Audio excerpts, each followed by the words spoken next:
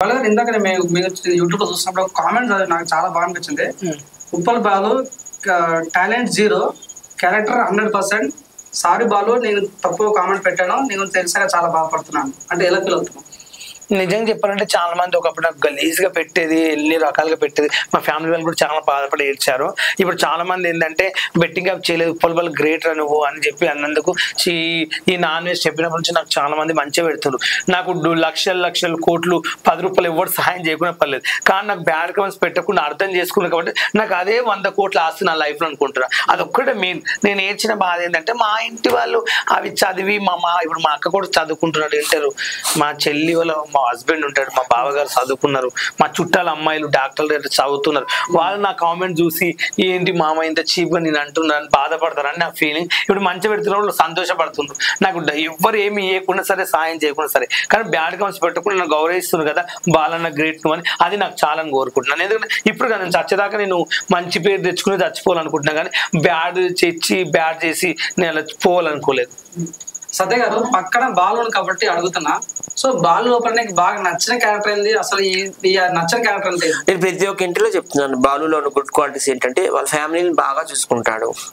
వాళ్ళ అక్కలది ఒక ఫ్యామిలీ, వాళ్ళ చెల్లెలది ఒక ఫ్యామిలీ, వాళ్ళ అన్నయ్యలది ఒక ఫ్యామిలీ, వాళ్ళ మదర్ది ఒక ఫ్యామిలీ, ఈయనది ఒక ఫ్యామిలీ, మొత్తం 5 ఇల్లు అనుకోవచ్చు మనం.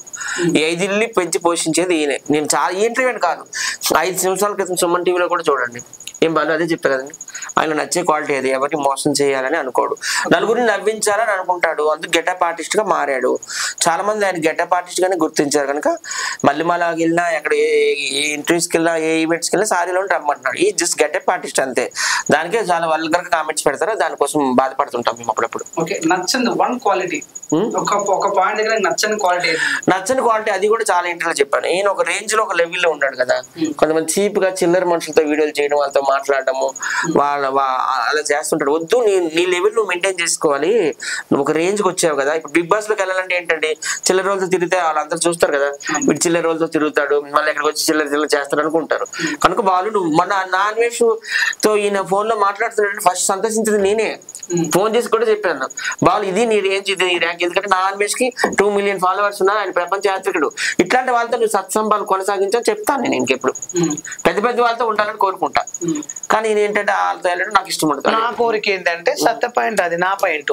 నేను చిల్లరోళ్ళని కాదు, భారతదేశంలో ఎవరితోనే రీల్ చేస్తా, నాకు ఎవరైనా అభిమానమే. వీళ్ళు చిల్లరోళ్ళని వీళ్ళతో కలవకుండా రిచ్ పీపుల్ తినాలి నాకు ఇంట్రెస్ట్ లేదు. నేను రోడ్ మీద పోతే 100 మంది అని అనుకోవచ్చు. నువ్వు నీకు నచ్చకపోవచ్చు, నాకు నచ్చారు.